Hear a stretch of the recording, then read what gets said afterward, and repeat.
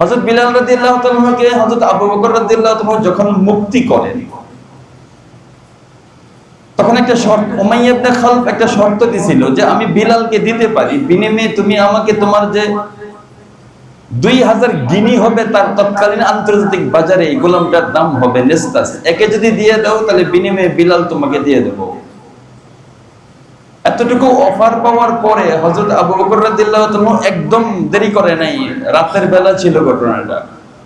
উনি যে বাসায় যে নেস্তাসকে বলছে যে নেস্তাস তুমি তো আমার খুব প্রিয় গোলাম, কিন্তু আজ আমি তোমাকে বিক্রি করে দিছি, এক গোলামের বিনিময়ে বিক্রি করে দিয়েছি তোমাকে। সরাসরি নিয়ে আয়েশা উমাইয়া ইবনে খালফের কাছে হস্তান্তর করার পরে বিলালকে কাছে নিয়ে গেলেন, বেতের নিচ থেকে বাঁচাই দিলেন, অতিরিক্ত আরো 1600 দিরহাম দিলেন।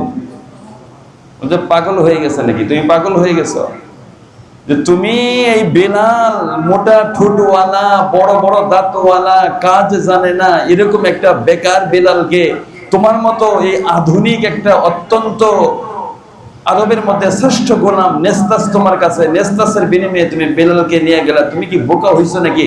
মুহাম্মদের সাথে থাইকা তোমারও মাথা খারাপ হইছে নাকি? মুহাম্মদ সাল্লাল্লাহু আলাইহি মাথা খারাপ ছিল? এটা কসম দিয়ে আল্লাহ তাআলা বলছে মাথা খারাপ ছিল না।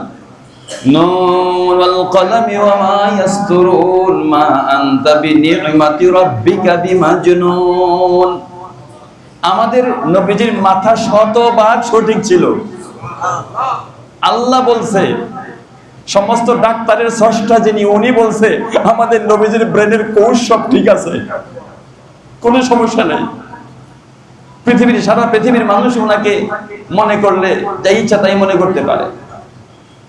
অতিরিক্ত 1600 দিরহাম দিলেন।